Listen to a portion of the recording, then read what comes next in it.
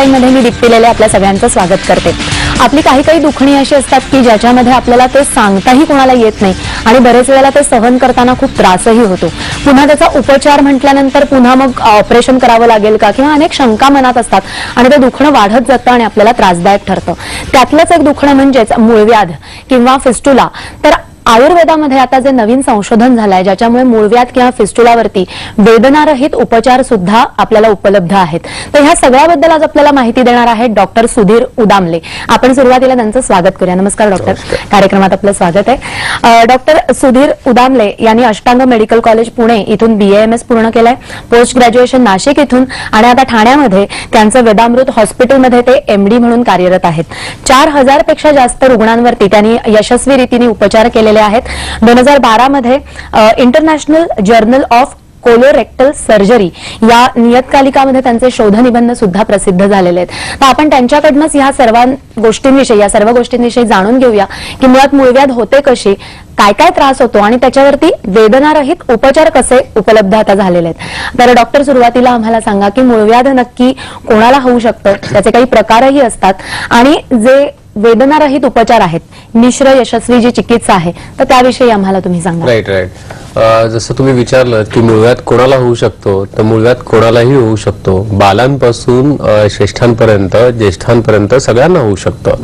म्हणजे आता मूळव्याधीचं प्रमाण हे 10-7 एवढ्या लोकांपर्यंत येऊन पोहोचलेलं आहे। त्याचं कारण म्हणजे सध्याचं राहणीमान, खाणं, स्ट्रेस, ह्या सगळ्याच गोष्टी त्याच्या मुळाशी कारणीभूत आहेत। जनरली मूळव्याध कोणाला होतो तर रात्रीची जागरणं, junk food, fast food, travelling खूप जास्त असणं, खूप जास्त वेळ बसून राहणं, खूप जास्त वेळ उभं राहणं, लॅपटॉपवरती बसून बराच वेळ काम करत राहणं, ह्या सगळ्या गोष्टींमुळे सुद्धा, शिवाय स्पायसी खाणं, तेलकट चमचमीत तळलेल्या गोष्टी, ह्या सगळ्या गोष्टींमुळे अपचनाचे विकार होतात आणि त्याच्यातून मूळव्याध निर्माण होत आहे। त्याच पद्धतीने आपल्याकडे गर्भिणी परिचर्या तेवढीशी पाळली जात नाही। कॉन्स्टिपेशन मधून फिशर मूळव्याध किंवा फिस्टुला सारखे आजार निर्माण होतात। आता मूळव्याधीचे आपण जर प्रकार पाहायला गेलो तर काय होतं की जनमानसामध्ये गुदद्वाराच्या ठिकाणी काही जरी झालं तरी मला मूळव्याध झाला असाच समज होतो। म्हणजे त्या 3 इंचाच्या जागेमध्ये दुखलं, खुपलं, खाज आली, ब्लिडिंग झालं, सूज आली, काही झालं तरी मला मूळव्याध झाली असा समज होतो। परंतु त्या छोट्याशा जागेमध्ये मूळव्याध असू शकतं, फिशर असू शकतं, फिस्टुला असू शकतं। परंतु आपल्याला नक्की काय झालंय हे तपासून पाहायला पाहिजे। आपण प्रथमतः मूळव्याधीवरती बोलूया। मूळव्याध म्हणजे काय की एक प्रकारचं बलूनिंग, म्हणजे एखाद्या फुग्यासारखं मांस गुदद्वाराच्या आतून बाहेर येणं किंवा बाहेरच्या बाहेर फुगल्यासारखं वाटणं। मग आता याचे प्रकार केलेले आहेत की त्याच्या आकारमानानुसार, त्याच्या ग्रेडनुसार, ते ग्रेड 1, ग्रेड 2, ग्रेड 3, ग्रेड 4 आणि ग्रेड 4 प्रोलॅप्स पाईल्स, हे जसे जसे पाईल्स वाढत जातात ना तसं तसं त्याचं डिफरन्शिएशन केलं जातं। मूळव्याधचे मुख्य प्रकार काही आतले मूळव्याध असतात जे डोळ्यांनी दिसत नाहीत, जे मोशनच्या वेळेस बाहेर येऊ शकतात किंवा ज्यांच्यातून ब्लिडिंग होऊ शकतं, आणि दुसरं म्हणजे जे बाहेरून दिसतात ज्याला एक्सटर्नल पाईल्स म्हणतात। एका मूळव्याधीमध्ये ब्लिडिंग होतं तर एका मूळव्याधीमध्ये ब्लिडिंग होत नसतं, पण त्याचा साईज हळूहळू वाढत असतो। या सगळ्यांच्या मुळाशी कॉन्स्टिपेशन असतं। आता कसं होतं की पूर्वीच्या काही मूळव्याध झाला की बऱ्याच वेळा घरगुती उपाय करण्याचा लोकांचा प्रयास असायचा। का तर समजा ऑपरेशन करायचं म्हटलं की त्याच्या होणारा वेदना, त्याचं दुःख आणि ऍडमिट व्हावं लागणं, खूप सारा रक्तस्राव होणं, मग ह्याच्यामध्ये काय व्हायचं की लोकांची मानसिकता अशी झाली की बाबा तो आजार परवडला पण उपचारावर। परंतु 2005 नंतर याच्यामध्ये सगळा सिनारिओ चेंज झालेला आहे आणि हे नवीन तंत्रज्ञान जे आता सध्या बाजारात उपलब्ध आहे त्या सगळ्यांमुळे मूळव्याध हा आता पेनलेस, म्हणजे कुठल्याही वेदना न होता बरा करता येतो। हेच माझी जी नवीन सूत्रबंधन नावाची जी आपण प्रक्रिया याच्यामध्ये डेव्हलप केलेली आहे। आता जसं मी स्क्रीनमध्ये दाखवतोय, ही गुदद्वाराच्या अवतीभोवती 3 ते 6 किंवा काही लोकांमध्ये 8, काही लोकांमध्ये 10 अशी रक्तवाहिन्यांची केशिका किंवा रक्तवाहिन्या असतात, ज्याला आपण हिमोरॅडल सप्लाय म्हणू, की जे मूळव्याधीच्या प्लक्ससला सप्लाय करतात। यांची मुळं बंद केली जातात। मुळात हा जो पेनलेस क्युअर आहे याला सूत्रबंधन असं नाव दिलं। तर ह्याच्यामध्ये तुम्ही बघा की मूळव्याधीच्या आतमध्ये ती दुर्बीण 6 ते 8 सेंटीमीटर आतमध्ये ती जाते, तिथे डॉपलरद्वारे त्या रक्तवाहिन्यांचा शोध घेतला जातो आणि नंतर ती बंद केली जाते, म्हणजे त्यांची रसद आपण मिळू देत नाही। रसद बंद झाल्यामुळे जे प्लक्सेस जे फिलिंग होत असतं रक्ताने ते होत नाही आणि ते श्रिंक व्हायला सुरुवात होते. शिवाय नंतर आपण त्या प्लक्सेस मध्ये डायोड लेझरचा वापर करतो की जेणेकरून त्या आणखीन श्रिंक होतात आणि त्याच्यामुळे पाईस कुठेही न कापता ते बरे होतात. आता ह्या सगळ्या प्रोसिजर मध्ये जर तुम्ही पाहिलं तर कुठेही कापाकापी नाहीये, जखमच होत नाही आणि जिथे बरं काम केलं जातं ना त्या ठिकाणी संवेदना वाहून नेणाऱ्या ज्या सेन्सरी नर्व्स असतात त्या खूप विरळ असतात. मग त्यामुळे फक्त थोडासा जडपणा, थोडासा डिस्कम्फर्ट एवढंच काय ते. आणि ही प्रोसिजर केल्यानंतर पेशंट लगेच रुग्ण दुसऱ्या दिवशी कामावरही जाऊ शकतो आणि ही ओपीडी प्रोसिजरद्वारे आपल्याला 2 तासात पेशंटला घरी पाठवता येतं. त्याच्यामुळे पूर्वीसारखं पेन राहिलं नाही, ऍडमिशन करायची गरज नाही, दुखणं नाही आणि हे पुन्हा होत नाही कारण ह्याचं मूळच आपण बंद केलेलं असतं. जसं एखाद्या झाडाला आपण फांदी तोडली तर काय होणार आहे, वर्षभरात दुसरी फांदी येणार आहे, ते झाड पुन्हा टवटवीत होणार आहे. पण त्यांच्या मुळालाच जर आपण पाणी मिळू दिलं नाही, मुळांवरच आघात केला तर ते कसं काही झाड पुन्हा न कापता ते आतमध्ये जिरून जाणार आहे. तसंच मूळव्याधीत होतं, त्याची मुळं बंद केली जातात आणि हे कायमस्वरूपी आपल्याला पाईल्स बरे करता येतात. बरोबर आहे. सर, आता मूळव्याध बरं होण्यासाठी इतरही काही उपचार आहेत का, म्हणजे सध्या प्रचलित काही आहे का? राईट. कसं आहे की खूप साऱ्या मेथड्स सध्या अवेलेबल्स आहेत. जसं स्टेपलर्स आहे, डॉपलर आहे, DGHL आहे, क्षारसूत्र आहे, सूत्रबंधन जी आता मी थोडापूर्वी तुम्हाला डिस्क्राईब केली. परंतु हा मूळव्याध जो आजार आहे ना हा खूप जुना आजार, मानव जातीला झालेला सगळ्यात जुना आजार आहे. मग आयुर्वेद शास्त्र हा जो 5000 वर्षापासून सुद्धा जेव्हापासून माणूस उभ्याने चालायला लागलाय ना तेव्हापासून हा मूळव्याध आहे. मग तेव्हापासून त्या मूळव्याधीवरती काही ना काही उपचार उपलब्ध असणार आहेत की नाही? म्हणजे आयुर्वेदात काही विशेष उपचार येस ऑफकोर्स. तर पूर्वीच्या काळापासून जी आज तागायत काही रिजन मध्ये, केरळासारख्या काही प्रांतामध्ये अजूनही त्या ठिकाणी प्रतिसारणीय क्षाराचं लेपन जे आतल्या पाईल्सला केलं जातं आणि ते श्रिंक केले जातं, आपण तेच घेतलंय. आणि आता ह्या सूत्रबंधनासहित काही ठिकाणी आपण लेझर, त्याच्या ग्रेड नुसार आपल्याला कधी लेझर वापरावा लागतो, तर कधी प्रतिसारणीय क्षार, जसं मी स्क्रीनमध्ये दाखवलंय तो पांढरा क्षार त्या ठिकाणी लावला जातो आणि ती त्या ठिकाणी पूर्णपणे प्लक्सेस जे आहेत ते हिमोकोॲग्युलेट होतात आणि ती श्रिंक होतात. शिवाय त्या म्युकोजाला फायब्रोसिस इंडक्शन करतात, म्हणजे आतलं जी अंतत्वचा असते तिला जड कडक केली जाते, त्याच्यावरती पुन्हा फुगत नाही. मुळात मूळव्याध म्हणजे काय, बलूनिंग, फुगून बाहेर येणं काहीतरी, ते फुगूनच बंद केलं जातं आणि शिवाय त्याची रसद बंद केल्यामुळे याला आपल्याला परमनंट क्युअर देता येतो असं म्हणता येतं. सो परंतु ही जी ट्रीटमेंट अवेलेबल आहे ही फक्त मूळव्याधीसाठी, हे लोकांनी लक्षात घ्यावं. बऱ्याच वेळा मूळव्याध आणि फिशरची लक्षणं साधारण सेम असतं, परंतु ही ट्रीटमेंट फक्त मूळव्याधीसाठी उपलब्ध आहे, फिशरसाठी नाही, जरी लक्षणं दोघांची मिळती जुळती असली तरी. मग आम्हाला फिशर म्हणजे काय हेही सांगा, कारण मूळव्याध, फिशर एकूण तुम्ही सुरुवातीला म्हणालात तसं की काहीही झालं तरी मूळव्याध झाली असं म्हटलं जातं, तर नक्की काय फरक आहे तेही तुम्ही सांगा. फिशर म्हणजे काय? कसं आहे, फिशर ज्या आजारामध्ये पेशंट धावत धावत डॉक्टरांकडे जातो ना ते म्हणजे फिशर. म्हणजे का, असं का म्हणालो मी, तर या फिशर मध्ये ना एक कापल्यासारखं किंवा चिरल्यासारखी ती आतली म्युकोजा फाटते. त्याचं कारण बरंच काय, ॲनिमिया हे कारण आहे, हार्ट स्टूल हे कारण आहे, कॉन्स्टिपेशन हे कारण आहे, प्रवास हे कारण आहे, स्ट्रेस, या सगळ्या गोष्टी कारणीभूत आहेत त्याला. पण एकदा का ते फाटलं ना की मग त्याच्यातून बिडिंगही होतं आणि दुखणंही प्रचंड असतं आणि याच्यामुळे गुदद्वाराची जागा कधी कधी आकुंचन पावते आणि ती छोटी होते. अशा वेळेस पेन भरपूर असतं, त्याच्यामुळे पेशंट धावत धावत डॉक्टरांकडे जातो. बऱ्याच वेळा सुरुवातीच्या अवस्थेमध्ये ह्याला औषध देऊन बरं करता येतं, परंतु बऱ्याच वेळा आपल्याकडे कुठलाही आजार अंगावर काढण्याची सवय असल्यामुळे घरगुती उपाय केले जातात, तसंच अंगावर रेटलं जातं आणि काही दिवसानंतर त्याचं रूपांतर क्रोनिक फिशर मध्ये होतं. त्याला स्किन टॅग येतो. सुरुवातीला हा स्किन टॅग गार्ड म्हणून काम करतो, परंतु काही दिवसानंतर तो खूप मोठा होत जातो आणि त्याच्यामध्ये इन्फेक्शन अडकू शकतं. स्टूल म्हणजे टट्टीचा भाग किंवा अन्नाचा कण अडकून तिथे इन्फेक्शन होतं.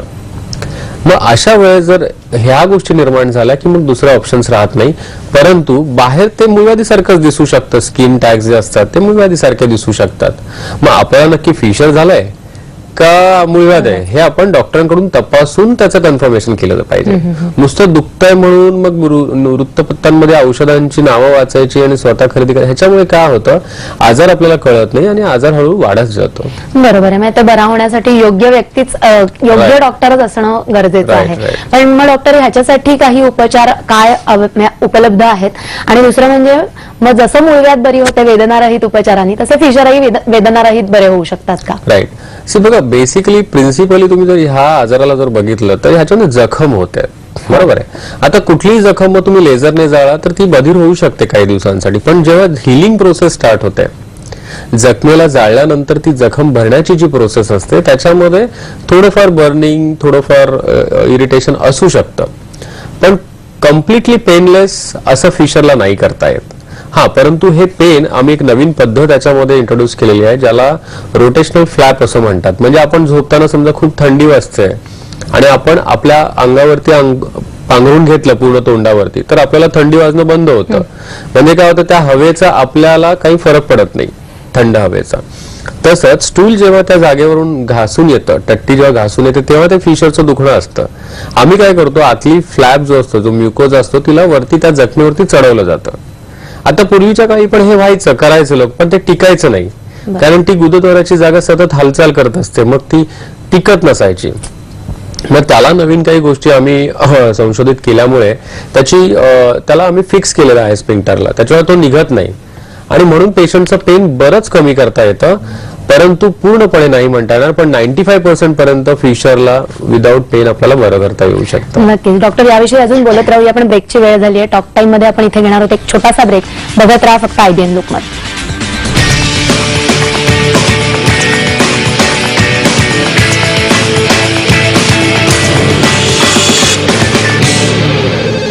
ब्रेक नंतर टॉक टाइम मध्ये पुन्हा एकदा आपलं स्वागत. आज आपण बोलतोय ते मूळव्याध किंवा फिस्टुला, फिशर यावरती वेदनारहित उपचार कशा पद्धतीने आपल्याला उपलब्ध आहेत सध्याच्या काळात, त्याविषयी आपण जाणून घेतोय डॉक्टर सुधीर उदामले यांच्याकडनं. डॉक्टर, तुम्ही फिशर विषयी आता सांगितलं आम्हाला, मूळव्याधीविषयी आपण बोललो, तर तसं फिस्टुला म्हणजे नक्की काय असतं हे सांगा आणि त्याच्याविषयी, त्याच्यासाठी जे काही उपलब्ध उपचार पद्धती आहेत त्याविषयी सांगा. राईट. सी, कसं आहे, फिस्टुला म्हणजे त्याला मराठीत आपण भगंदर म्हणूया किंवा भगेंद्र म्हटलं जातं किंवा नासूर म्हटलं जातं. सी, फिस्टुला म्हणजे काय की गुदद्वाराच्या अवतीभोवती कुठेतरी पुळी येते, ती फुटते आणि त्याच्यातून पस, लसिका स्त्राव किंवा रक्तस्त्राव किंवा कधी कधी ते फुगून सूज जास्त येते, अवतीभोवती गाठीसारखं काहीतरी तयार होतं, तर त्याला आपण फिस्टुला म्हणू. आता फिस्टुला म्हणजे नक्की काय की बाहेर एक पुळी आणि गुदद्वाराच्या आतमध्ये एक पुळी, एक प्रकारचा कॅनल असतो. म्हणजे एखादं नळकांड कसं असावं, ते बाहेर एक टोक आणि गुदद्वाराच्या आतमध्ये टोक, तर ते आतलं जे होल असतं त्याच्यातून ते टट्टीचा सीपेज जो आहे, म्हणजे मलयुक्त पाणी जे आहे ते आतमध्ये झिरपत राहतं आणि आतले बॅक्टेरिया सगळे त्या टिश्यू मध्ये जाऊन रेग्युलर इन्फेक्शन होत राहतं. आता बऱ्याच वेळा गरमीची पुळी म्हणून त्याला अँटीबायोटिक्स किंवा काही पेन किलर्स देऊन दाबवण्याचा प्रयत्न होतो, परंतु बऱ्याच दिवस औषधं करूनही ते जेव्हा बरं होत नाही, ती जखम जेव्हा बरं होत नाही, म्हणून सुपर स्पेशालिस्टकडे जाण्याची वेळ येते. पण बऱ्याच वेळा ती जागा तपासली जात नाही आणि तिलाही मूळव्याधीसारखं ट्रीट केलं जातं. म्हणून माझा भर ह्या गोष्टीवर असतो की पहिल्यांदा तपासून तो फिस्टुला आहे काय कन्फर्म करावं. त्यासाठी विशिष्ट काही तपासण्या असतात, जसं दवाखान्यात गेलात की एक प्रोबिंग करून तपासलं जातं, विशिष्ट डाय टाकून तपासलं जातं, MRI सारखे पण काही रिपोर्ट्स आहेत. पण आपल्याला झालेला हा फिस्टुला आहे हे एकदा कन्फर्म झालं तर उगाच औषध उपचार करत बसू नये. म्हणजे औषधाने मला फिस्टुला बरा करता येईल का, तर नाही, कारण आतलं जे होल आहे ते जोपर्यंत बंद होणार नाही तोपर्यंत आजार बरा कसा होईल. म्हणून याला काही ना काहीतरी क्लिनिकल इंटरव्हेन्शन करावं लागतं. मग ते जे काही असो, क्षारसूत्र आहे, लेझर आहे, वाफ्ट आहे, त्याच्यानंतर लिफ्ट नावाची टेक्निक आहे, व्हिडिओ असिस्टेड वाफ्ट नावाची टेक्निक आहे, प्लग्स आहेत, बरेचसे बायोमेट्रिक प्लग्स वापरता येतात. अशा खूप साऱ्या पद्धतीचे ऑप्शन्स याच्यामध्ये अवेलेबल आहेत.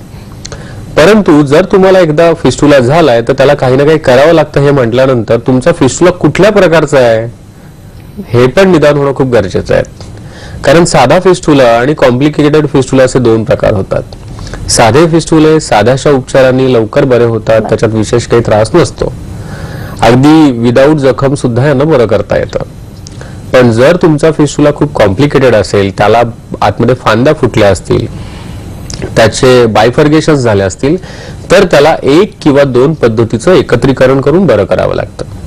काही फिस्टुलांमध्ये विदाऊट जखम करता पेशंटला बरं करता येतं, काही ठिकाणी क्षारसूत्र वापरून बरं करता येतं, परंतु काही ठिकाणी जखमही करावी लागते, एक क्षारसूत्रही वापरावं लागतं, प्रतिसरणीय क्षारही वापरावं लागतं आणि कोरिंग करून सुद्धा काढावं लागतं. आता मी जसं म्हणालो की फिस्टुलामध्ये गुदद्वाराच्या आतमध्ये जे होल असतं ते बंद करणं आवश्यक आहे.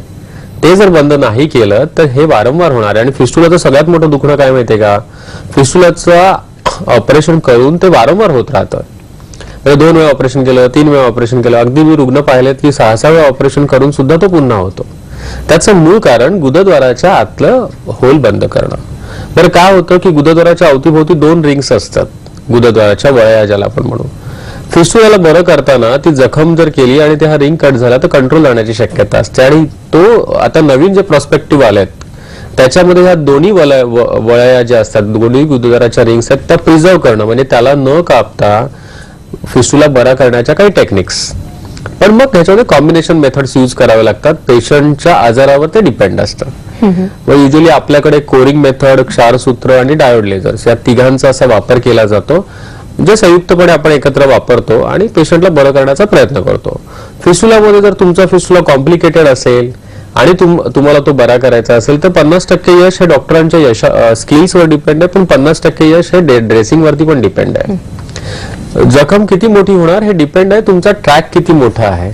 सो तुमच्या आजाराचं पहिलं निदान करावं, योग्य ट्रीटमेंट प्लॅन करावी आणि मग त्याचे उपचार सुरू करावेत. औषधांचा फिस्टुलामध्ये काही उपयोग होत नाही. अच्छा, म्हणजे त्याच्यासाठी शस्त्रक्रिया हा एक महत्वाचा एकच उपाय आहे. ठीक आहे डॉक्टर, आपण याच्याविषयी बोलत राहूया. ब्रेकची वेळ झाली आहे. टॉक टाइम मध्ये घेणार आहोत एक छोटासा ब्रेक. बघत राहा IBN लोकमत.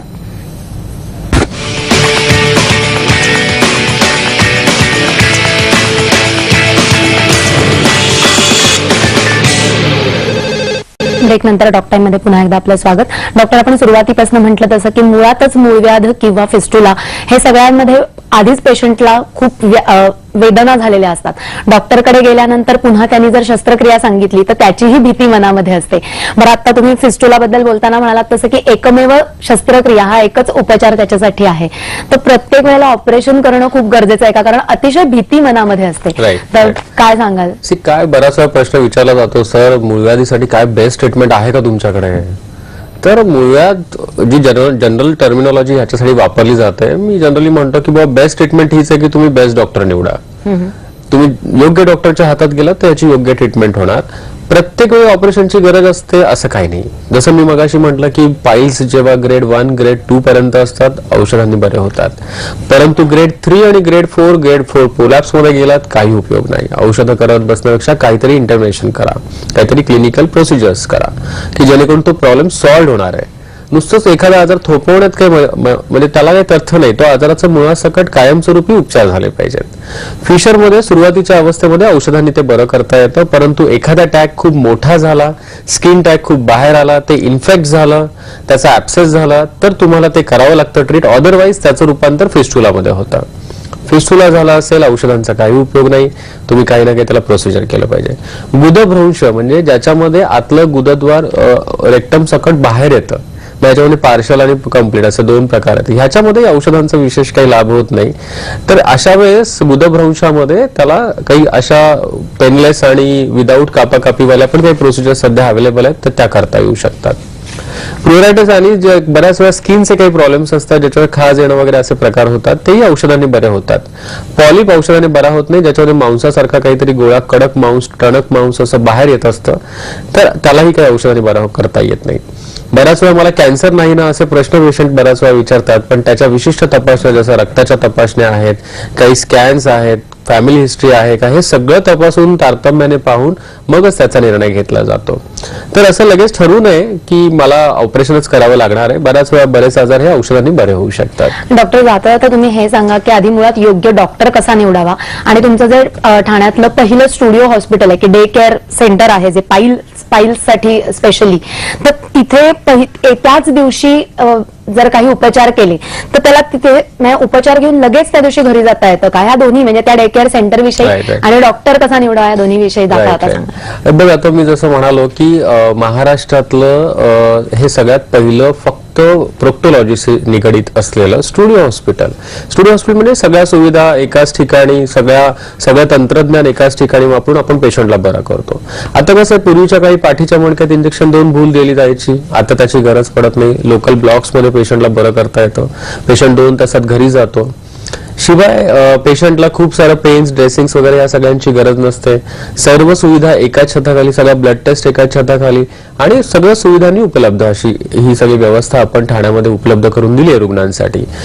योग्य डॉक्टर कसा निवडावा, तर प्रथमतः आपण ज्या डॉक्टरांकडे आपलं शरीर देतो किंवा ट्रीटमेंट करून घेतो तो योग्यतेचा आहे का, कॉम्प्लिकेशन्स झाले तर ते आपल्याला व्यवस्थित त्याच्यातून बाहेर काढेल का, किंवा पहिल्याचा रुग्णांचा अनुभव कसा, या सगळ्या गोष्टी तारतम्याने आपण तपासून पाहाव्यात.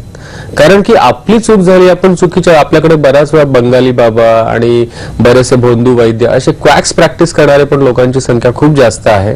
आपण पैसे वाचतात म्हणून किंवा शॉर्टकट आहे म्हणून, जवळपास आहे म्हणून कुठेतरी ट्रीटमेंट थातूरमातूर उपचार करत राहतो आणि मग कॉम्प्लिकेशन झाले की ते भोग आपल्याला आयुष्यभर भोगावे लागतात.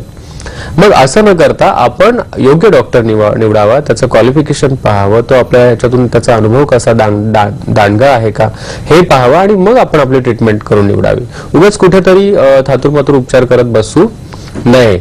आणि आता इतके ऑप्शन्स अवेलेबल आहेत, एवढे चांगले ऑप्शन्स जर अवेलेबल असताना आपण अगदीच चुकीचे ऑप्शन्स निवडू नये हे मला रुग्णांना सांगायचं आहे. नक्कीच डॉक्टर, डिटेलमध्ये दिलेल्या या माहितीबद्दल मनपूर्वक धन्यवाद.